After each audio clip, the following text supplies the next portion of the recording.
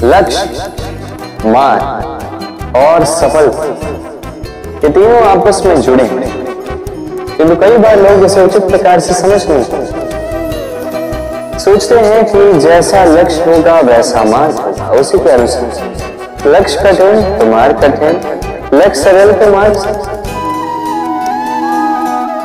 यदि आपको वास्तविक सत्य से अवगत कराऊं तो सब कुछ इसका उल्टा है। लक्ष्य अपना मार्ग नहीं बनाता, मार्ग वो जो आप स्वयं चुनते हैं, जो आप स्वयं बनाते हैं। उसके अनुसार आपको आपका लक्ष्य प्राप्त होता है। इसलिए जीवन में जब भी लक्ष्य तक पहुंचने के मार्ग के विषय में आप कोई भी निर्णय ले, सोच समझ कर लीजिए, क्योंकि मार्ग अत्यंत महत्वपूर्ण होता है। मार्ग यदि शुद्ध तो लक्ष्य स्वतः शुद्ध हो जाए। आपने कभी मोर को नृत्य करते हुए देखा है? कहा जाता है कि जब मोर नृत्य करते हैं उनके नेत्र उसमें अश्रु बहते हैं। वही दूसरी ओर है हंस। कहा जाता है कि ये मरते समय भी कलरव करते हैं, अर्थात गाते हैं। कदाचित इसीलिए मोती के दाने हंस चुपता, मोर नहीं। इसका एक ही सार है, जीवन में आप जो भी कार्य करें, बड़ा हो चाहे छोटा, प्रसन्नता के साथ, मन में कड़वाहट रखे नहीं, मन को दुखी करके नहीं। यदि इस संदर्भ में आपको कोई उदाहरण दूं तो किसी चित्रकार को देखिए। चित्रकार अपने चित्र में जो भी रंग भरता है वही रंग प्रतिबिंब बनकर उसकी कला को रंग कर देते हैं। स्मरण रखिए, प्रसन्नता के साथ जो भी कार्य करोगे तो बहुत अच्छा होता है। कई बार लोग इस बात से दुखी रहते हैं कि क्यों बार बार उनकी क्षमता पर संदेह किया जाता है, क्यों बार बार उनकी परीक्षा ली जाती है, क्यों पूछते हैं कि यही मेरा भाग्य है जो बार बार मुझे अपनी सिद्धता को प्रमाणित करना पड़ता है।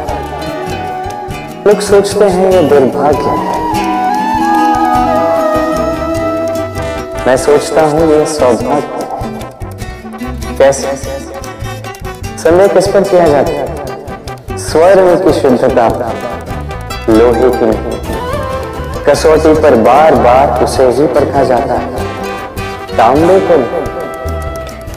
रत्नकार के प्रहार हीरे को सहने पड़ते हैं, किसी कंकड़ को नहीं। इसलिए ये सोच इसे सकारात्मक बनाए। जीवन में जितनी भी परीक्षाएं आए, मुस्कुराहट के साथ उसका सामना कीजिए, उस पर उत्तीर्ण हो और फिर भी आपके भीतर का ये रत्न आपके जीवन को चमका देगा। सब कहते हैं, मैंने भी कहा कि व्यक्ति जिस संगत के साथ बैठता है वैसा ही उसका स्वभाव हो जाता है। ये सत्य है, किंतु ये अर्ध सत्य है। वर्षा की बूंद जब सर्प के मुख में जाती है तब वो विष बनती है, वही जब सीप के भीतर जाती है तब वो मोती बनती है। किंतु व्यक्ति का स्वभाव यह अत्यंत महत्वपूर्ण होता है।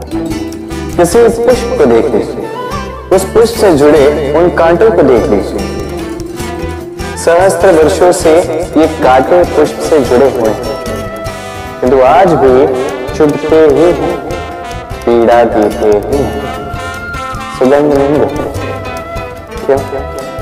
क्योंकि चुभना कांटों का स्वभाव है। ये समझे।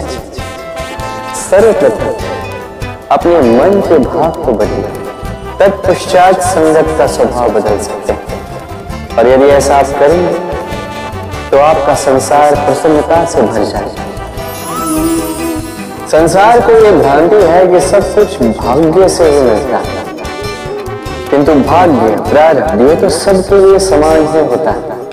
ये तो पाने वाले पर निर्भर करता है, उसकी आकांक्षाओं पर निर्भर करता है, महत्वाकांक्षाओं पर निर्भर करता है, स्वभाव पर निर्भर करता है कि वो उसका क्या करता है। देखिए, प्रसाद जो है, प्रसाद सभी को दिया जाता है, किंतु उसका उपभोग किस प्रकार करना है ये व्यक्ति पर निर्भर करता है। आपको उदाहरण देता हूं। चलिए, दो व्यक्ति हैं, दोनों को मैंने एक एक माटी का ढेर दिया, उसका वो क्या करता है? एक व्यक्ति उसके छोटे छोटे गोले बनाता है और आते जाते व्यक्तियों को फेंक के मारता है, हंसी ठिठोली करता है, उनके वस्त्र मैले करता है, उसे बड़ा आनंद आता है। वही दूसरा व्यक्ति उस माटी के ढेर की अपने लिए एक झोपड़ी बनाता है। वो झोपड़ी जो धूप में, वर्षा में, तूफान में उसकी सुरक्षा करेगा। हाँ, ये भाव बदलिए, ये अत्यंत महत्वपूर्ण होते हैं। प्रेम में भी ये भाव महत्वपूर्ण होते हैं। प्रेम चाहे मित्र से हो, माता पिता से हो, भाई बहन से हो, पत्नी से हो, कोई भी हो, स्मरण रखिए, ये भाव ही है जो आपका भाग्य निर्धारित करता है। आपसे एक प्रश्न पूछूं, जल कहां कहां पाया जाता है? कोई कहेगा सागर, कोई कहेगा झरने, सरोवर में, नदी में, और सारे उत्तर उचित है। इनमें से किसी भी स्थान का नाम लो, वहां मिलता क्या? उसी प्रकार मनुष्य का जो भी स्वरूप हो, उसमें रहता वही परमात्मा, वही परमात्मा जो प्रेम की भाषा सुनता है, प्रेम की भाषा समझता है, वही जानता है। अब चाहे माता देवकी हो या यशोदा मैया, यात्रा ममता की ही। अब चाहे रुक्मिणी हो या राधा, यात्रा प्रेम की ही। तो इस प्रेम पर ध्यान केंद्रित कीजिए, ये व्यवहार प्रेम पूर्ण रखिए। आपका हर एक संबंध, हर एक बंधन पवित्र हो जाएगा।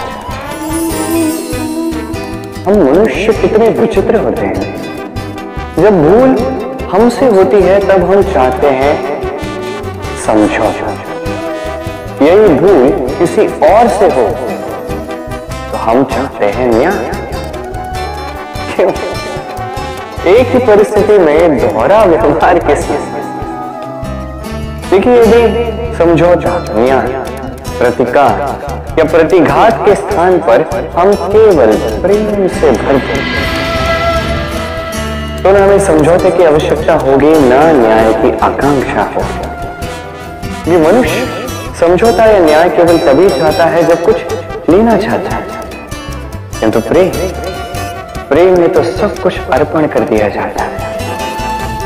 स्मरण रखिए, सबसे बड़ा समझौता और सबसे बड़ा न्याय केवल प्रेम ही है। तो आइए और इसी प्रेम के साथ राधे राधे।